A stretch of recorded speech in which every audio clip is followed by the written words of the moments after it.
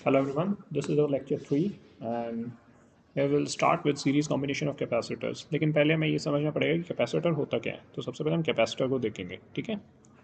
Right, ये भाई हमारा चैप्टर 1 चल रहा है। इसके बाद हम ऑब्वियसली चैप्टर 2 और 3 भी करना है हमें, क्योंकि सेशनल फर्स्ट सेशन के अंदर 3 चैप्टर्स आएंगे अपने, ठीक है। तो थर्ड लेक्चर है ये, तो इसमें चैप्टर 1 ऑलमोस्ट आपका कंप्लीट हो जाएगा। ओके, देखते हैं कैपेसिटर क्या होता है।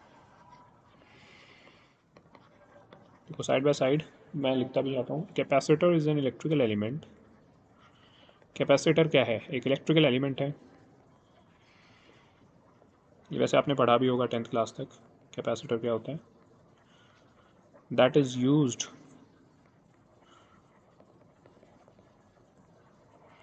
टू स्टोर द चार्ज, जो चार्ज को स्टोर करने के काम आते हैं, ठीक है। अब इसकी यूनिट क्या होती है? Its unit is farad. इसको हम फेराड बोलते हैं। ओके, अब ये चार्ज कैसे स्टोर करता है हम वो देखेंगे, ठीक है। काम कैसे करता है कैपेसिटर। ये कैपेसिटर की आपकी एक प्लेट होगी, ये आपने बैटरी लगा दी। ओके, ये कैपेसिटर है आपका, ये बैटरी है, ठीक है। पॉजिटिव नेगेटिव, ये पॉजिटिव टर्मिनल बैटरी का, नेगेटिव टर्मिनल। तो ध्यान से देखिए, जो पॉजिटिव टर्मिनल है इसकी टेंडेंसी क्या होगी कि कैपेसिटर की इस प्लेट पे जो इलेक्ट्रॉन्स हैं उनको खींचने की, क्योंकि पॉजिटिव किसको खींचते हैं? नेगेटिव चार्ज को। तो नेगेटिव का क्या चीज़ होती है अपने किसी भी एटम के अंदर? इलेक्ट्रॉन्स। तो जो यहाँ पे एटम्स पड़े होंगे, जो इलेक्ट्रॉन्स होंगे वो भागे भागे कहाँ आएंगे? इस पॉजिटिव चार्ज के ऊपर, प्लेट के ऊपर। उसी तरह जो यहाँ पे प्रोटॉन्स प्रेजेंट होंगे सिस्टम के अंदर, वो कहाँ आएंगे? आपके नेगेटिव के अंदर, ठीक है। तो ये प्लेट आपकी क्या होगी? Positive charge. ये प्लेट क्या होगी आपकी? क्योंकि अब ये देखिए, यहाँ से आपके इलेक्ट्रॉन्स, देखो ये कन्फ्यूजन हो जाती है बच्चों को। यहाँ से अगर इलेक्ट्रॉन्स मेरे निकल गए यहाँ से, तो मेरे इलेक्ट्रॉन्स की यहाँ पे क्या होगी? कमी होगी। अगर इलेक्ट्रॉन्स की कमी होगी तो यहाँ पे कौन सा चार्ज बढ़ गया? प्रोटॉन्स बढ़ गए। प्रोटॉन्स यानी क्या होते हैं? Positive charge. क्योंकि किसी भी इलेक्ट्रिकल एटम के अंदर क्या होते हैं? Number of protons is equal to number of electrons. अब उस एटम में से अगर इलेक्ट्रॉन्स आप खींच लोगे तो क्या बच जाएंगे? प्रोटॉन्स। और प्रोटॉन्स क्या होते हैं? आपके पॉजिटिवली चार्ज। तो यानी यहाँ पे क्या बच गया मेरे? सिर्फ पॉजिटिव चार्ज बच गया इस प्लेट पे। इसी तरह ये जो प्लेट थी, यहाँ से जब मेरे इलेक्ट्रॉन्स आ गए यहाँ पे, या फिर यहाँ से पॉजिटिव चार्ज निकल गया, तो क्या बच गया? Negative charge. नेगेटिव चार्ज यानी इलेक्ट्रॉन्स बच गए। तो एक प्लेट होगी मेरी क्या? Positive charge. एक प्लेट होगी मेरी नेगेटिव चार्ज। अच्छा, शुरू में आपने यहाँ पे 6 वोल्ट की बैटरी लगाई। अब हम देखते हैं इसी केस को अगर हम 12 वोल्ट की बैटरी लगाते हैं यहाँ पे, तो क्या होगा?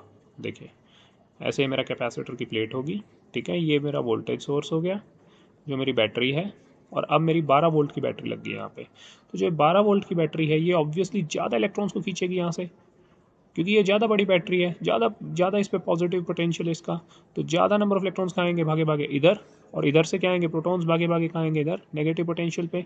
तो जब ऐसा होगा तो यहाँ पे क्या आ जाएगा? आपका पॉजिटिव चार्ज। लेकिन ध्यान से देखो, पॉजिटिव चार्ज यहाँ पे क्या आ रहा है? ज़्यादा आ रहा है इसके कंपैरिजन में, क्योंकि ज़्यादा इलेक्ट्रॉन्स चले गए हैं आपके यहाँ पे। इसी तरह यहाँ से ज़्यादा प्रोटॉन्स चले गए, तो यहाँ पे भी ज़्यादा नेगेटिव चार्ज आ रहा है इस पर्टिकुलर प्लेट पे। ये प्लेट होती है कैपेसिटर की। तो ये कैपेसिटर की क्या होगी आपके पास? Positive plate. और इधर से ये क्या होगी आपके पास? नेगेटिव प्लेट, ठीक है। तो मेरा समझाने का मतलब ये है, जितनी बड़ा आप वोल्टेज लगाओगे उतना ही ज़्यादा यहाँ पे चार्ज स्टोर होगा इन प्लेट्स के ऊपर, चार्ज आएगा। तो यानी चार्ज की हम क्या लिखते हैं? चार्ज को क्यू से रिप्रेजेंट करते हैं। तो क्यू किसके प्रोपोर्शनल है? वी के। अगर आप वोल्टेज बढ़ाओगे तो क्यू भी बढ़ जाएगा, वोल्टेज आप घटाओगे तो क्यू भी घट जाएगा, ठीक है। ये सिर्फ मैं समझाने के लिए लिख रहा हूँ, बाकी जनरल ऐसे लिखेंगे हम, Q is directly proportional to V, ठीक है। अब देखते हैं, अब इसको खोलेंगे इस इक्वेशन को, डायरेक्टली प्रोपोर्शनल को। तो क्या आएगा? कोई ना कोई कांस्टेंट आएगा यहाँ पे। तो कांस्टेंट क्या होगा? क्यू इज इक्वल टू के टाइम्स वी। तो यहाँ पे जो के की वैल्यू होती है उसको हम बोलते हैं सी। सी का मतलब होता है कैपेसिटेंस। जो आपने यहाँ पे एलिमेंट लिया है, ये जो एलिमेंट लिया है इसकी कैपेसिटेंस सी, ठीक है। तो Q is equal to capacitance of the element multiplied by voltage. Capacitance ये चीज़ कितना चार्ज स्टोर कर सकती है, क्यू उस पर कितना चार्ज स्टोर्ड है, और वी वोल्टेज अप्लाइड। देखो हम इसको लिख भी देते हैं, Q is the charge stored bye plates of capacitor. या ये भी मत लिखिए, इतना बड़ा लिखने की जरूरत नहीं है। चार्ज स्टोर्ड बाय कैपेसिटर सीधा सीधा लिख देते हैं, कितना चार्ज कैपेसिटर हमारा स्टोर कर रहा है, ठीक है। Charge stored by capacitor. C क्या है? उसकी कैपेसिटेंस। कितनी कैपेसिटी है चार्ज स्टोर करने की? ये उसकी कैपेसिटेंस। और वी क्या है? अप्लाइड वोल्टेज, ठीक है। ये बेसिक इक्वेशन है जो आपको याद रखनी है। इसी का यूज़ होगा आपका सीरीज कॉम्बिनेशन ऑफ कैपेसिटर्स और पैरेलल कॉम्बिनेशन ऑफ कैपेसिटर्स। ठीक है, राइट। चलो अब चलते हैं हम सीरीज कॉम्बिनेशन ऑफ कैपेसिटर्स के ऊपर।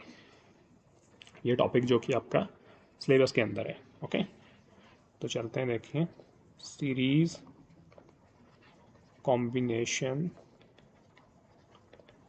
Of capacitors. सीरीज में कैपेसिटर्स को कैसे कंबाइन करेंगे।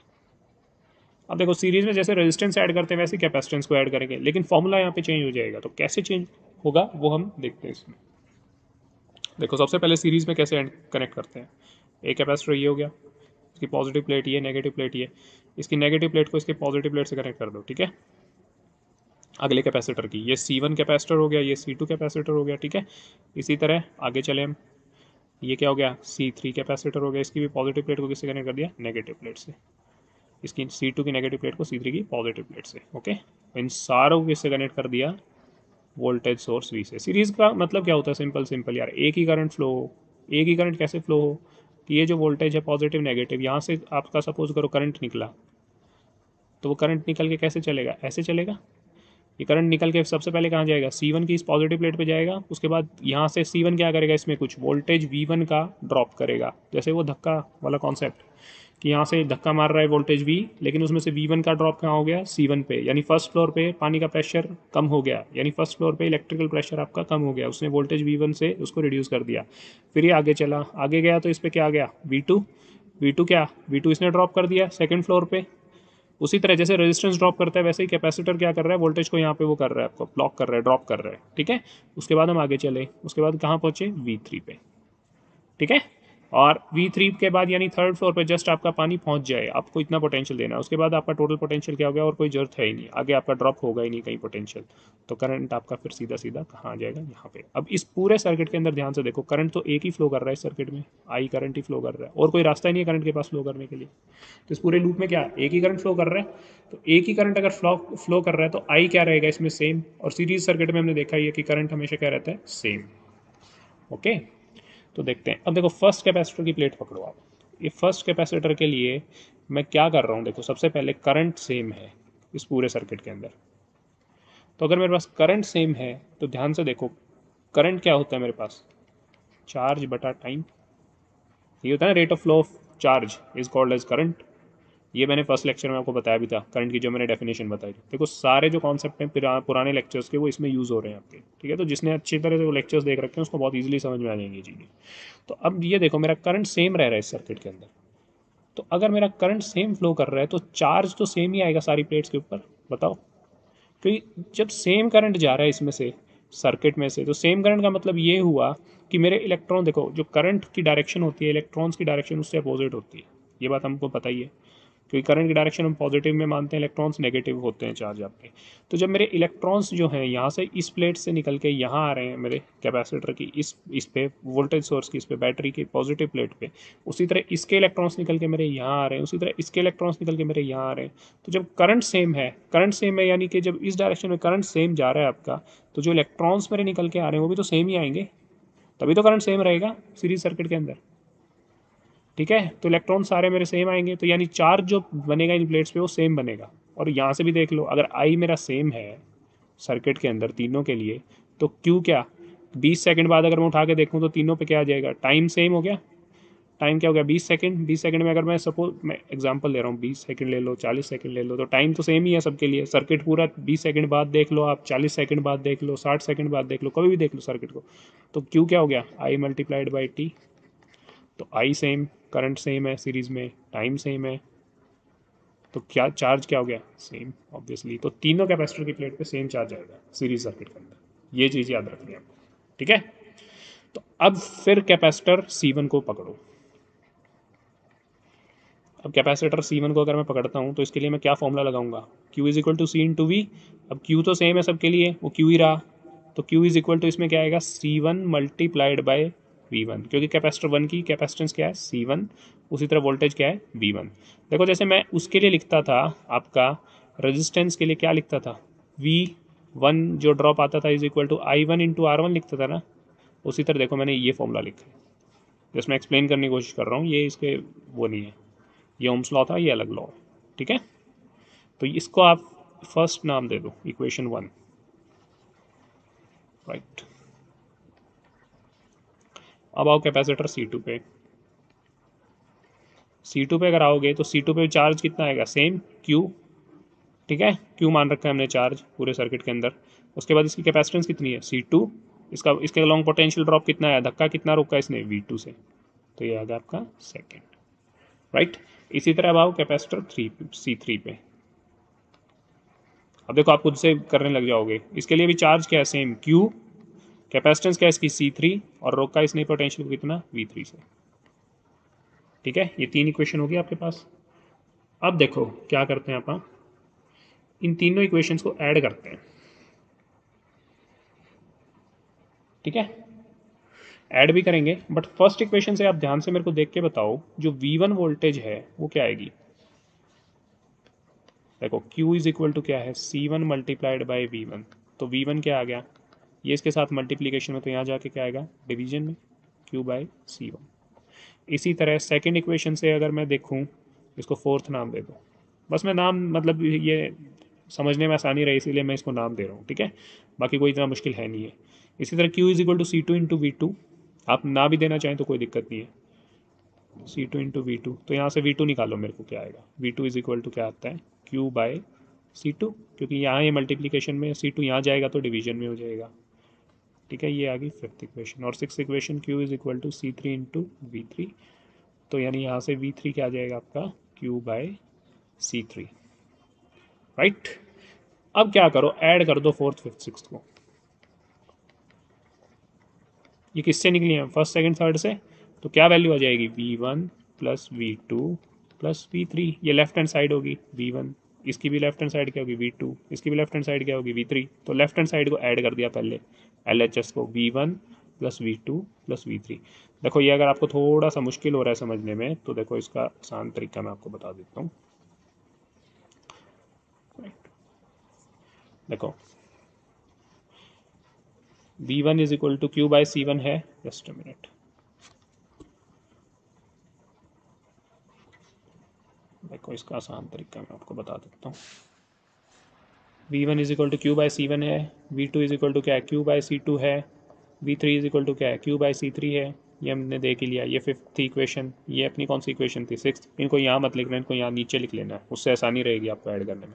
तो ऐड करो, add fourth fifth and six, चौथी पाँचवीं और छठी इक्वेशन को ऐड कर दो, तो देखो क्या आएगा, V1 plus V2 plus V3, left hand side add होगी और राइट हैंड साइड ऐड हो जाएगी। पहले लेफ्ट हैंड साइड को लिखो, V1 plus V2 plus V3 equal to, फिर राइट हैंड साइड लिखो, Q by C1 plus Q by C2 plus Q by C3। अब ध्यान से देखो मेरे सर्किट के अंदर, V1 जो फर्स्ट कैपेसिटर के अंदर ड्रॉप आया, देखो V1 जो फर्स्ट कैपेसिटर के अंदर ड्रॉप आया, V2 जो सेकंड कैपेसिटर के अंदर ड्रॉप आया सेकंड फ्लोर पे, V3 जो थर्ड फ्लोर के अंदर ड्रॉप आया। तो किरचॉफ्स वोल्टेज लॉ हमें क्या बोलता था कि जितना वोल्टेज राइज होगा किसी भी उसके अंदर, सर्किट के अंदर, मैश के अंदर, उतना ही वोल्टेज ड्रॉप होगा। तो वोल्टेज राइज देखो नेगेटिव से पॉजिटिव पे जा रहे हैं, कितना है वोल्टेज राइज, प्लस V। अब पहले कैपेसिटर की प्लेट पे आए, पॉजिटिव से नेगेटिव आए, वोल्टेज ड्रॉप घटा, फर्स्ट फ्लोर पे माइनस V1, इसी तरह पॉजिटिव से नेगेटिव घटा, माइनस V2, इसी तरह थर्ड प्लेट पे आए, पॉजिटिव से नेगेटिव ड्रॉप हुआ, ड्रॉप यानी घटना, वोल्टेज घट रही है, धक्का कम हो रहा है, माइनस V3 इक्वल टू क्या हो जाएगा, जीरो। तो V is equal to V1 plus V2 plus V3। अब यही चीज़ हमें नीचे यूज़ करनी है बस, ठीक है, राइट। अब देखते हैं, देखो कैसे इसने यूज़ करें इसको। V1 plus V2 plus V3 की जगह मैं क्या लिख दूंगा, V, ऊपर से मेरे को दिख ही रहा है, Q by C1 plus Q by C2 plus Q by C3। अब हमें क्या लिखनी है यहाँ पे, इक्विवेलेंट कैपेसिटेंस लिखनी है। इक्विवेलेंट कैपेसिटेंस का मतलब अगर इन तीनों कैपेसिटेंस को जोड़ दें तो सीरीज़ में हम उसके बराबर की क्या कैपेसिटेंस की वैल्यू लिखेंगे। जैसे रेजिस्टेंस में नहीं करते थे, R1 R2 R3 को हमने सीरीज में कनेक्ट कर दिया, तो नेट कैपेसिटेंस, नेट रेजिस्टेंस कितना होता था, R1 plus R2 plus R3, equivalent resistance. उसी तरह हमें यहाँ क्या देखनी है, आपकी इक्विवेलेंट कैपेसिटेंस। तो यानी यहाँ पे हम क्या करेंगे, C इक्विवेलेंट मैंने लगा दिया, ठीक है, और उसके बाद ये मैंने लगा दी बैटरी वोल्टेज V की। तो C इक्विवेलेंट की वैल्यू क्या होगी, अब ये बताओ मेरे को, ये हमें निकालनी है, ठीक है। यहाँ से देखेंगे तो इस पर चार्ज कितना आ रहा है क्यू, क्योंकि सीरीज में कनेक्शन में चार्ज सेम ही रहता है चाहे आप कितने कैपेसिटर जोड़ लो, ठीक है, क्योंकि करंट तो सेम ही फ्लो करेगा सीरीज सर्किट के अंदर, इक्विवेलेंट के अंदर भी, और 3 कैपेसिटर आपने लगा रखे हैं तो भी। इक्विवेलेंट उन तीनों का ही तो जोड़ है कुछ ना कुछ, उन तीनों की ही तो वैल्यू है, अगर उन तीनों को कैसे जोड़ेंगे सीरीज में तो कि वो इक्वल वैल्यू दे, उतना ही इफेक्ट प्रोड्यूस करे। तो ये आई करंट जा रहा है तो Q यानी सेम रह रहा है, तो इसके लिए अगर मैं फॉर्मूला लगाऊं तो क्या हो जाएगा, Q is equal to C equivalent into V. तो यहाँ से V की वैल्यू क्या आ जाएगी, Q बटा सी इक्वलेंट। देखो ये C इसके साथ मल्टीप्लाई में है तो नीचे जाके ये हो जाएगा, तो बस ये करो Q by C equivalent equal to Q by C1 plus Q by C2 plus Q by C3। तो 1 बाय सी इक्वलेंट की वैल्यू कितनी आ गई, Q से Q कट जाएगा, Q कॉमन ले लो यहाँ से, ठीक है, यहाँ से भी Q कॉमन ले लो तीनों से, तो क्या आ गया 1 by C1 plus 1 by C2 plus 1 by C3। Q से Q कट गया, सी इक्वलेंट की वैल्यू कितनी आ गई, 1 by C equivalent is equal to 1 by C1 plus 1 by C2 plus 1 by C3। तो देखो जो रेजिस्टेंस में आता था सीरीज में, आर सीरीज में क्या होता था, R1 plus R2 plus R3 होता था ना, तो देखो उसका उल्टा आ रहा है कैपेसिटेंस में। तो कैपेसिटर देखो रेजिस्टेंस के उल्टा काम कर रहा है, ध्यान से देखो आप, उल्टा तो नहीं, इसका खैर अलग फंक्शन है, बट इसका जो फॉर्मूला है वो बिल्कुल उल्टा है सीरीज कनेक्शन में जो रेजिस्टेंस का आता है, ठीक है। तो ये आपका हो गया आंसर।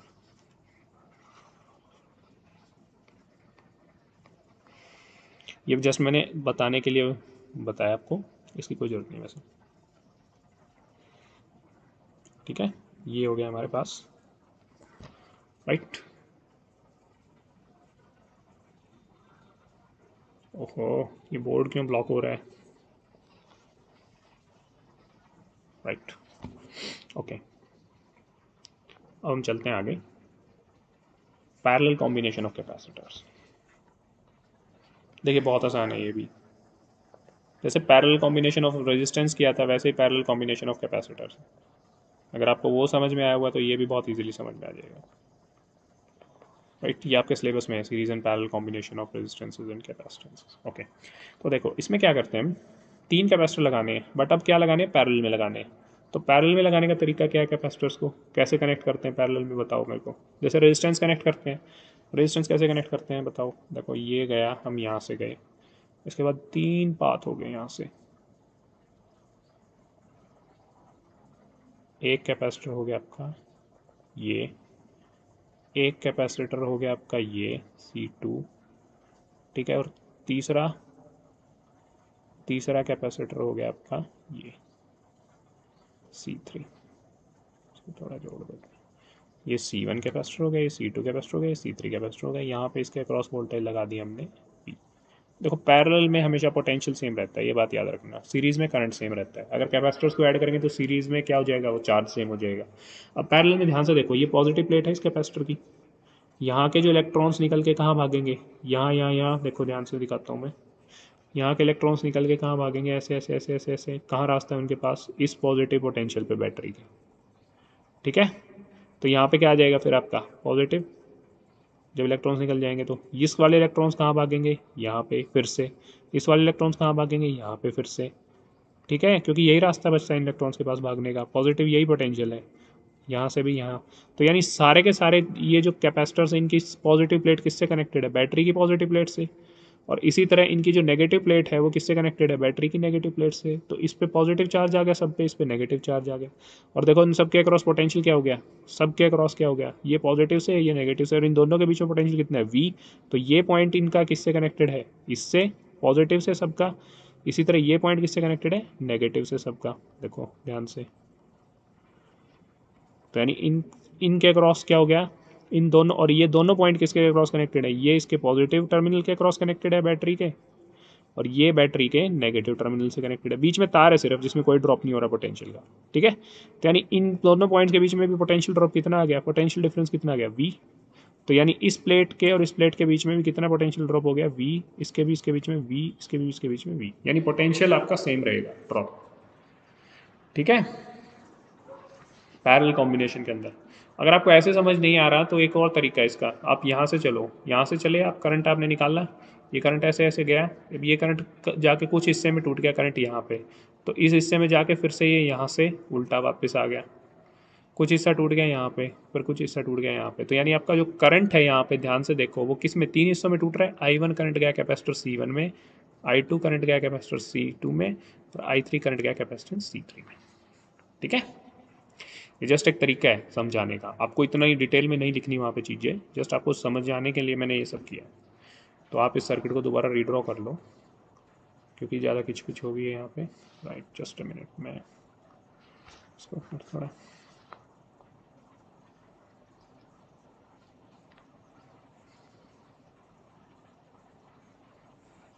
इसको मिटा देते हैं थोड़ा। राइट, तो देखो ऐसे इसको ड्रॉ करते हैं। ये कैपेसिटर C1, ये capacitor C2, just a minute.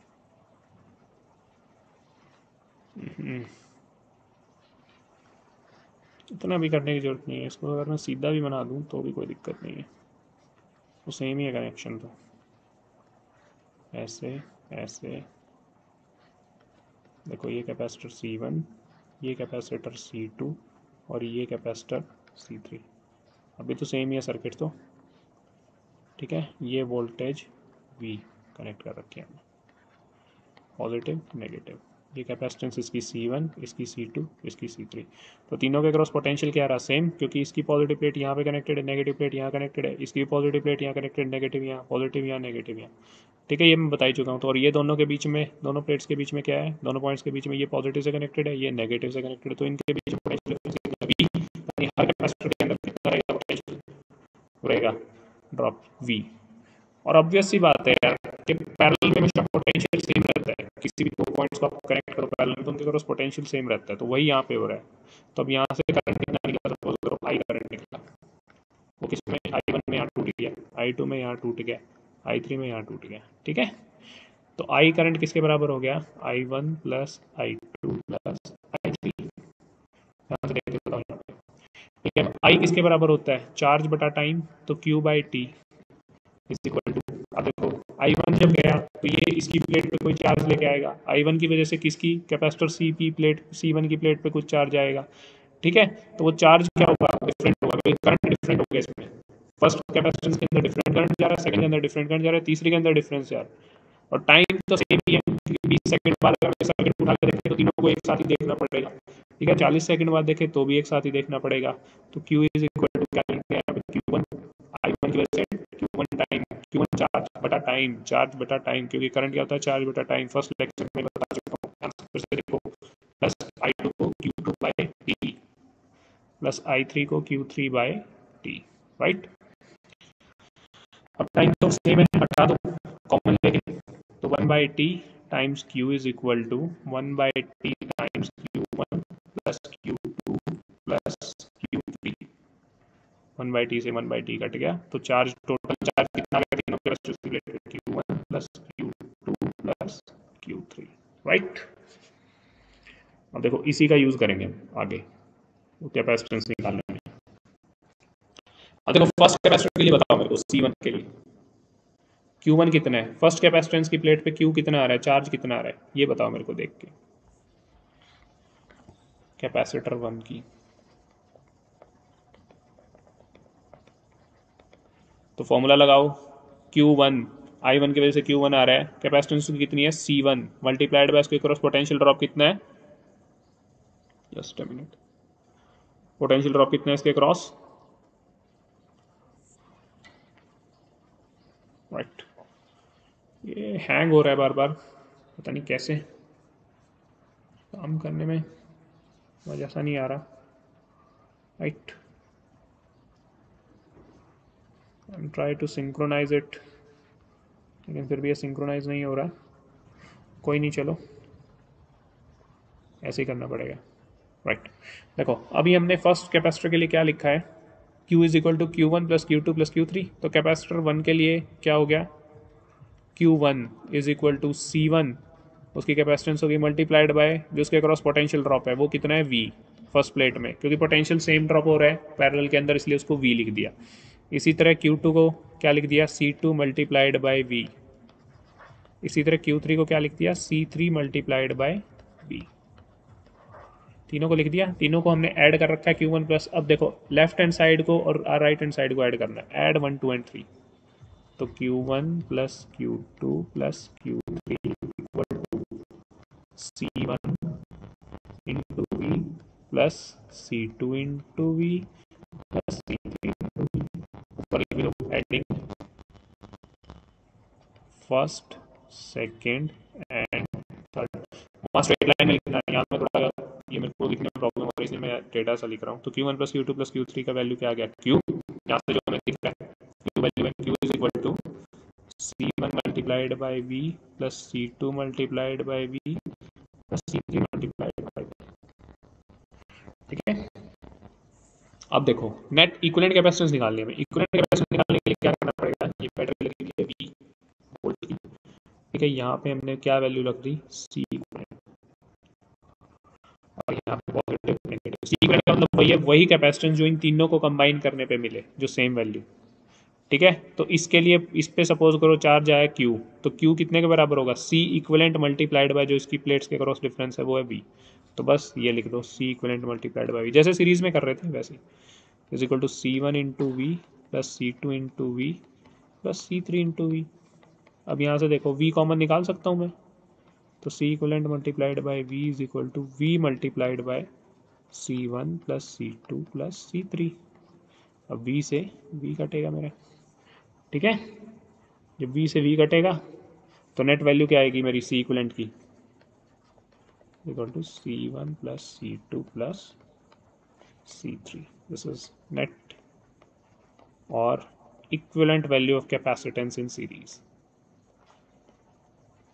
अगर सीरीज में कनेक्ट कर, पैरेलल में कनेक्ट करते हैं तो, हाँ पैरेलल में, sorry, this is equivalent value of capacitance in parallel. देखो रेजिस्टेंस का उल्टा सीरीज में आ रहा था रेजिस्टेंस के अंदर R is equal to R1 plus R2 plus R3, इसमें पैरेलल में आ रहा है। ठीक है, तो ये आपका नेट आंसर होगा।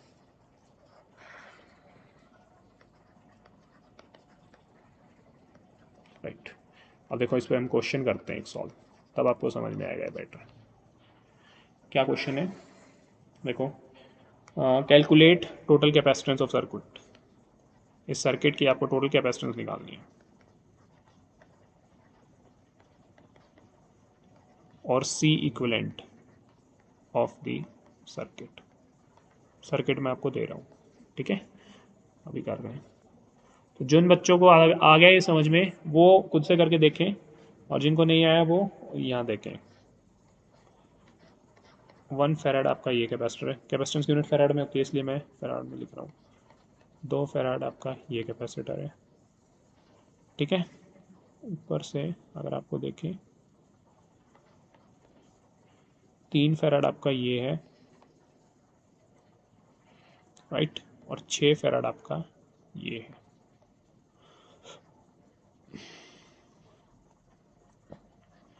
और यहाँ पे V वोल्ट लगी की बैटरी लगी हुई है आपकी। ठीक है, पॉजिटिव नेगेटिव V वोल्ट की। तो हमें नेट कैपेसिटेंस निकालनी है, नेट कैपेसिटेंस कितनी आ रही है सर्किट के अंदर। तो सबसे पहले ध्यान से देखो, ये जो है, ये जो दो चीज़ें हैं, ये क्या है, पैरेलल में कनेक्टेड है। ये दो कैपेसिटर, इसको मान लो आप C1 मान लेते हैं, इसको C2, इसको C3 C4। तो दो जो पैरेलल में कनेक्टेड हैं उनकी कैपेसिटेंस कितनी होगी, CP मान लेते हैं उसकी वैल्यू। तो पैरेलल में क्या है, कितने भी कनेक्टेड डायरेक्टली ऐड कर देते हैं उनको, तो C3 प्लस C4। अभी हमने जो फॉर्मूला ड्राइव किया है कि पैरेलल में जो कैपेसिटेंस होते हैं उनको डायरेक्टली ऐड करते हैं, तो C3 प्लस C4 कितना होगा, 3 प्लस 6, कितनी वैल्यू आ गई, 9 फैराड। अब हमें, हमारे पास सर्किट क्या बन गया, ये C1 C2 और C पैरेलल कितना आ रहा है अपने पास, ये, और आगे हमारे पास ये वोल्टेज हमने यहाँ पे कनेक्ट कर रखी है। ठीक है, राइट, ये कितना है आपके पास, 3 फेराड, 1 फेराड C1, C2 है अपने पास 2 फेराड, और C पैरेलल में कितना है, 9 फेराड। अब देखो तीन कैपेसिटर हैं, तीनों सीरीज में कनेक्टेड हैं, तो सीरीज में क्या फॉर्मूला आता है इक्विवेलेंट कैपेसिटेंस निकालने का, 1/C equivalent is equal to 1/C1 plus 1/C2 plus 1/C, तीसरा क्या है P, जो पैरेलल कॉम्बिनेशन था इनका। तो बस ये फॉर्मूला लगाओ और कैलकुलेट करो कैपेसिटेंस की इक्विवेलेंट वैल्यू क्या आएगी। देखो मैं कुछ नहीं कर रहा, मैं बस फॉर्मूला यूज़ कर रहा हूँ जो मैंने ऊपर ड्राइव किए हैं। तो 1/C equivalent is equal to 1/1 plus 1/2, okay, plus 1/9, तो 1/C इक्वलेंट 2 और 9 का एलसीएम कितना आ गया 18, तो 1 18 18, 2 निम्मा 18, 9 दूनी 18, ठीक है। अब क्या करो 1/C इक्वलेंट कितना आ गया 18 9 27 और 2 29/18, यहाँ से इसको क्रॉस मल्टीप्लाई करो, क्रॉस मल्टीप्लाई करने के बाद 18 इस तरफ चला जाएगा, 18 गुना 1 इज इक्वल टू 29 गुना C इक्वलेंट, तो C इक्वलेंट की वैल्यू कितनी आ गई यहाँ से 18/29 फैरेड, राइट, ये हो गया आपका आंसर। ओके, ये हमारा क्लियर हो चुका है, कैपेसिटर्स का टॉपिक खत्म हो गया। अब हमारा जो लास्ट टॉपिक बचता है इसके अंदर हम वो करते हैं, ओके, वो है हमारा डेल्टा स्टार ट्रांसफॉर्मेशंस। देखो स्टार डेल्टा ट्रांसफॉर्मेशंस का नाम है, जो फर्स्ट चैप्टर का लास्ट टॉपिक है आपका वो ये। इसमें क्या करते हैं, क्यों यूज करते हैं, वो मैं आपको बताऊंगा।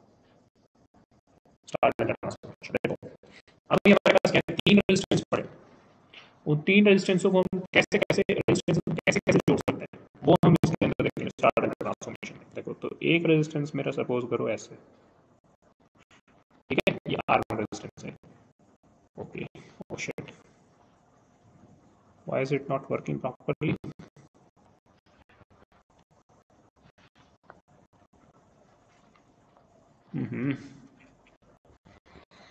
पता नहीं आज बोर्ड सिंक्रोनाइज नहीं हो रहा, I need to check, just एक मिनट, राइट, देखते हैं। देखो इसमें थोड़ा लैग आ रहा है जिसमें पता नहीं क्यों। स्टार डेल्टा ट्रांसफॉर्मेशन ये बहुत इंपॉर्टेंट टॉपिक है आपका, इसमें से क्वेश्चन हर बार बनता है, सेशनल्स में हर बार क्वेश्चंस पूछे जाते हैं इससे। जस्ट अ मिनट, ये फिर लैग कर रहा है इधर आज, I don't know why, right, okay, that star delta transformations जो लास्ट टॉपिक है आपका, इस लेक्चर के अंदर ही मैं कवर करने की कोशिश करूँगा, ठीक है। ये जरूर आता है आपके एग्जाम में। तो 3 देखो मैं बता रहा था, जैसे 3 रेजिस्टेंसेज होते हैं आपके स्टार्टिंग में, ओके, ये आपका रेजिस्टेंस है R1, ठीक है, इसका ये टर्मिनल मानते हैं हम A1, ये टर्मिनल मानते हैं A2।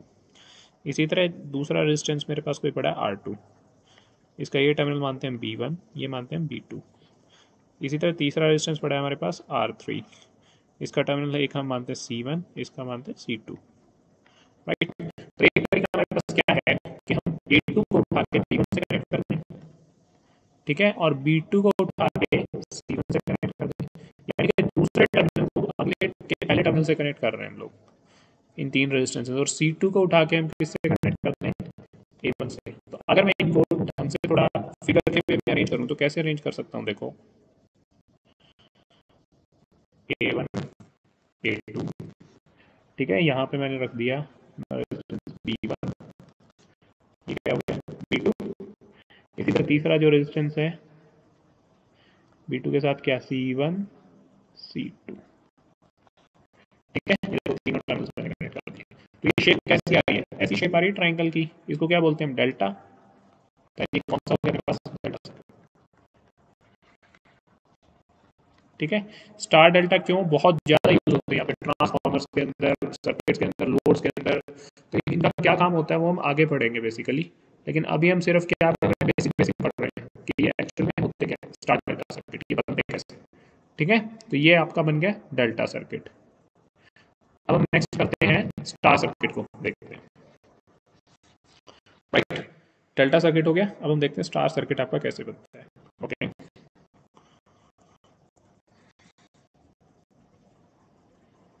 राइट, ये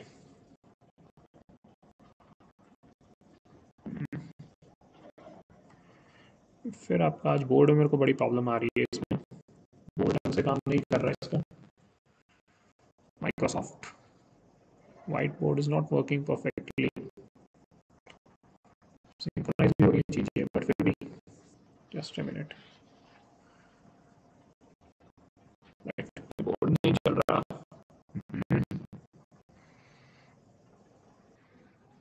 राइट। अब हम देखते हैं स्टार सर्किट पे, स्टार सर्किट के अंदर कैसा करेंगे, स्टार सर्किट कैसे जोड़ा जाता है। देखो ये मेरे पास पड़ा है रेजिस्टेंस R1, इसके 2 टर्मिनल्स हैं A1 A2, ओके, इसी तरह मेरे पास कोई रेजिस्टेंस पड़ा है R2, उसके दो टर्मिनल्स हैं B1 B2। इसी तरह तीसरा रेजिस्टेंस पड़ा है हमारे पास R3, उसके दो टर्मिनल्स हैं C1 एंड C2, राइट। तो इनको स्टार में कैसे कनेक्ट करेंगे? अगर मैं इन तीनों को, इनके जो सेकंड टर्मिनल है, इन तीनों को आपस में कनेक्ट कर देता हूँ तो उस केस में क्या होगा मेरा, ये स्टार सर्किट बन जाएगा। ठीक है, तो अब इनको प्लेस करने का देखो तरीका देखते हैं।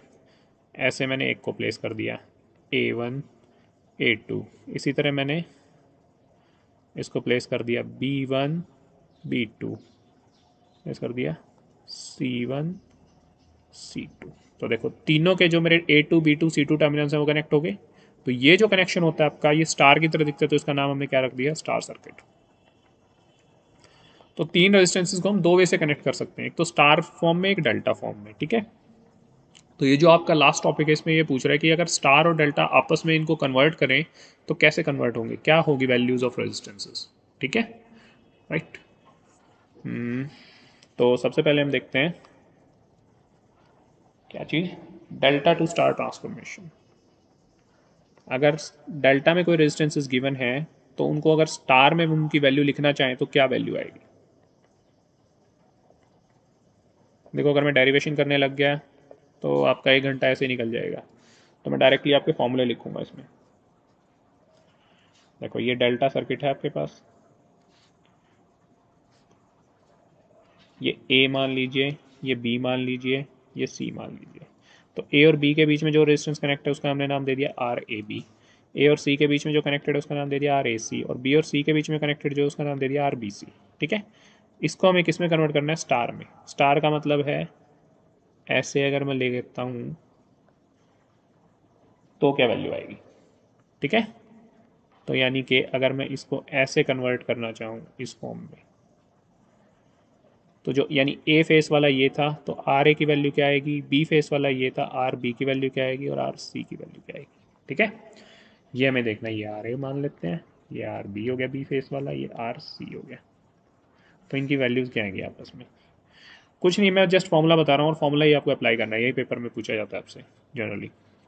तो आर ए की वैल्यू क्या आएगी आपको ये बताओ, यहाँ से ये बताना है सबसे पहले। तो आर ए के लिए आप क्या करो, ये जो दो रेजिस्टेंस हैं जहाँ से आर ए निकल रहा है, देखो इस रेजिस्टेंस से और इस रेजिस्टेंस से, इनका तो ले लो product, multiplication, R A B into R A C. ठीक है, डिवाइडेड बाय क्या लिखो इसको, इन तीनों का सम, जो तीनों रेजिस्टेंस डेल्टा में प्रेजेंट थे। क्यों, हमें डेल्टा के रेजिस्टेंस की फॉर्म में स्टार का रेजिस्टेंस निकालना है, कि डेल्टा वाले हमारे पास गिवन है, हमें स्टार वाले फाइंड आउट करने हैं। तो हमें किसकी टर्म्स में फाइंड आउट करने हैं, डेल्टा के रेजिस्टेंस की टर्म्स में फाइंड आउट करने हैं, यानी R A C R B C R A B की टर्म्स में क्या निकालना है, R A R B R C. तो पहले हम आर ए निकाल रहे हैं, फेस ए का रेजिस्टेंस। तो R A B into R A C divided by R A B plus R A C plus R B C. ठीक है, इसी तरह अब आओ आर बी रेजिस्टेंस पे। आर बी रेजिस्टेंस क्या है आपका, ये देखो मैं इससे आपको डिनोट करता हूँ, ये आर बी रेजिस्टेंस है। तो इसके ये कहाँ से निकल रहा है, इस रेजिस्टेंस से और इस रेजिस्टेंस से। तो इन दोनों का क्या ले लो, प्रोडक्ट। तो प्रोडक्ट लोगे तो क्या वैल्यू आएगी, R times A B into R times B C divided by R A B plus R B C plus R A C, right. अब हम तीसरा लेते हैं रेजिस्टेंस, क्या, आर सी निकालना है अपने को, आर सी ये। तो आर सी किस किस से कनेक्टेड है, देखो ध्यान से देखो, ये इससे और इससे। तो इन दोनों का मैं क्या लूँगा, प्रोडक्ट। तो आर सी की वैल्यू क्या आ जाएगी, R A C into R B C, ठीक है, divided by, just a minute, इसकी brightness, divided by R A B plus R A C plus R B C. ठीक है, ये हो गया हमारे पास डेल्टा से स्टार में कन्वर्जन। अब हम करते हैं लास्ट जो टॉपिक इसमें बचता है, delta star to delta conversion. Star में गिवन है, हमें डेल्टा में कन्वर्ट करना है, यानी कि तीन रेजिस्टेंसेस अपने को गिवन है, R A R B R C. ठीक है, और निकालना हमें क्या है, निकालना है हमें यहाँ पे, देखो निकालना हमें इसमें ये ये। तो ये वैल्यू, ये ए था, ये बी था, ये सी था। इनकी टर्म्स में मेरे को ये रेजिस्टेंस निकालने हैं, आर ए बी निकालना है, आर बी सी निकालना है, आर ए सी निकालना है।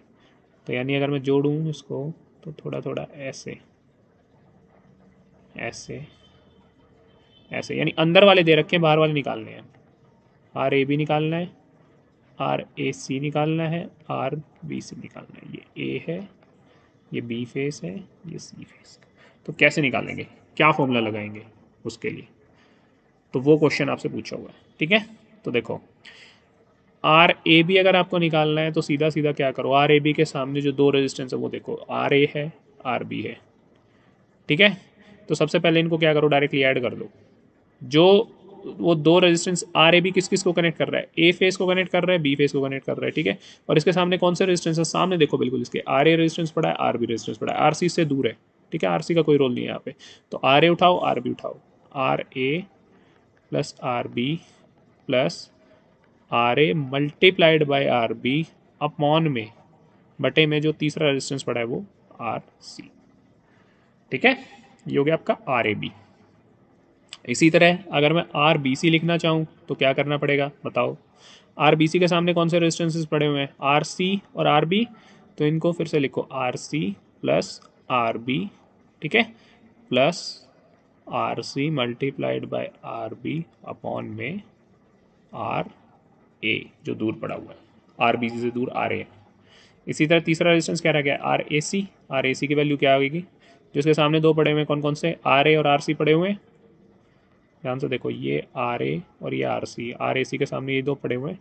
तो फिर इसके लिए क्या लिखेंगे, फिर से formula, R A plus R C plus R A multiplied by R C बटे में जो दूर है आर।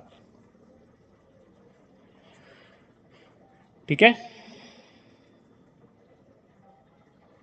ये हो गया आपका स्टार टू डेल्टा कन्वर्जन। अब इस पर हम करते हैं क्वेश्चन। अगर क्वेश्चन आपने कर लिया तो फिर आपको समझ में आ जाएगा ये टॉपिक अच्छी तरह। क्वेश्चंस जनरली करने ही चाहिए क्योंकि उन्हीं से आपको क्लियर होती हैं चीज़ें। जैसे क्वेश्चन इसमें क्या दे रखा है, आपको डेल्टा दे रखा है, आपको स्टार निकालना है। ओके राइट, तो क्वेश्चन देखते हैं, calculate equivalent value of star resistances. Delta में गिवन है, स्टार में निकालना है आपको। डेल्टा में क्या गिवन है, सर्किट देखो, ये 25 ओम गिवन है आपको। ठीक है, ये 5 ओम गिवन है आपको, ये 20 ओम गिवन है आपको। ये ए हो गया, ये बी हो गया, ये सी हो गया। ठीक है, तो यानी ध्यान से देखें हम, तो आर ए बी कितना है 5 ओम, आर बी सी कितना है 20 ओम, और आर ए सी कितना है 25 ओम। दिख रहा है यहाँ से, ये आर ए बी हो गया आपका, ये आर बी सी हो गया, ये आर ए सी हो गया। तो अब हमें स्टार की वैल्यूज़ निकालनी है कि अगर हम इसके अंदर से स्टार बनाते इन्हीं रेजिस्टेंसेज को, डेल्टा में ना जोड़ के स्टार में जोड़ते, तो इनकी क्या वैल्यू आती। ठीक है, तो अब हमें यानी आर ए निकालना है, आर बी निकालना है, आर सी निकालना है। तो यानी हमें ये निकालना है, आर ए निकालना है, आर बी निकालना है एंड आर सी निकालना है। ओके, तो आर ए की वैल्यू कैसे निकालेंगे हम, क्या करेंगे उसमें, R A is equal to क्या लगाएंगे, फिर से फॉर्मूला बताओ। आर ए के किसके बराबर होगा, जो दो रेजिस्टेंसेस के सामने है उन दोनों का प्रोडक्ट, अभी जो मैंने ऊपर फॉर्मूले लिखे हैं उससे देखो, और डिवाइडेड बाय डेल्टा में जितने भी उनका सम। तो उसके सामने कौन कौन से हैं, R A B multiplied by R A C divided by R A B plus R A C plus R B C. Right, तो R A B into R A C करो, कितना 25 इंटू 5 बटे में 25 प्लस 5 प्लस 20, 25 पंजे कितना 125 divided by 25 और 5 30 और 20 50, 25 दूनी 25 पंजे 125, 5/2 कितना हो गया 2.5 ओम आंसर। अब निकालो आर बी इसी सर्किट के अंदर। आर बी जब निकालने चलोगे तो आर बी के सामने कौन से रेजिस्टेंस पड़े हैं, दो, ध्यान से बताओ, एक ये एक ये। ठीक है, ये दो रेजिस्टेंस पड़े हुए हैं ना आपके आर बी के सामने। तो इन दोनों का क्या करेंगे हम, प्रोडक्ट। तो प्रोडक्ट करेंगे तो क्या करेंगे, R A B multiplied by R B C बटे में R A B plus R B C plus R A C. तो आर ए बी की वैल्यू कितनी है अपने पास 5, आर बी सी की वैल्यू कितनी है 20 डिवाइडेड बाय 5 प्लस 20 प्लस 25, तो कितना हो गया 100 डिवाइडेड बाय 25 प्लस 25 कितना 50, कितना आंसर आ गया 5 दूनी 2 ओम। ये हो गया आपका आंसर। आर बी भी निकल गया। अब निकालते हैं हम आर सी। देखो आर सी निकालने के लिए क्या करना है, हम ये आर सी पे पहुंच गए। आर सी पे अगर हमें पहुंचना है तो उसके लिए क्या करना पड़ेगा बताओ। उसके सामने कौन से रेजिस्टेंस पड़े, एक ये रेजिस्टेंस पड़ा है, एक ये रेजिस्टेंस पड़ा है आपका, ठीक है। तो इन दोनों का प्रोडक्ट लेना पड़ेगा हमें। तो आर सी निकालने के लिए हम क्या करेंगे, इन दोनों का प्रोडक्ट लेंगे, राइट। तो लो आर सी की वैल्यू निकालने के लिए आर सी, जस्ट मिनट में इसको थोड़ा कर देता हूँ। R C is equal to R A C into R B C. मैं कुछ नहीं कर रहा, मैं जस्ट फॉर्मूले अप्लाई कर रहा हूँ। मैं ये दिखा रहा हूँ कि फॉर्मूले कैसे अप्लाई करते हैं। Plus R B C plus R A C, तो R A C into R B C कितना है 25 गुणा 20 बटे में 25 जमा 5 जमा 20, 25 गुणा 20 कितना 500 बटे 25 और 5 30 और 20 कितना 50, ये कट गया 5 एकम 5 नहीं है, कितना आ गई वैल्यू 10 ओम। ये हो गया आपका आंसर।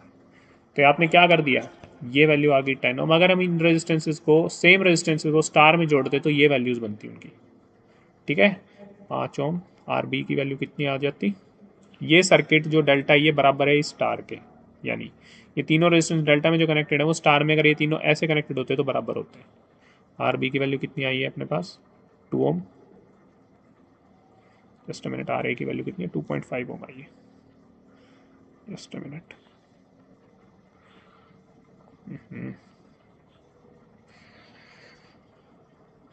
ये बड़ा स्लो चल रहा है। आर ए की वैल्यू आ गई 2.5 ओम, आर बी की वैल्यू आ गई 2 ओम और आर सी की वैल्यू आ गई 10 ओम। तो आंसर आपका क्या आ गया, ऐसे ऐसे अगर आप देखें ध्यान से 2.5 टू 10, ये आपका answer. Okay, so this was your first unit. ये फर्स्ट यूनिट आपकी खत्म हो गई। ओके।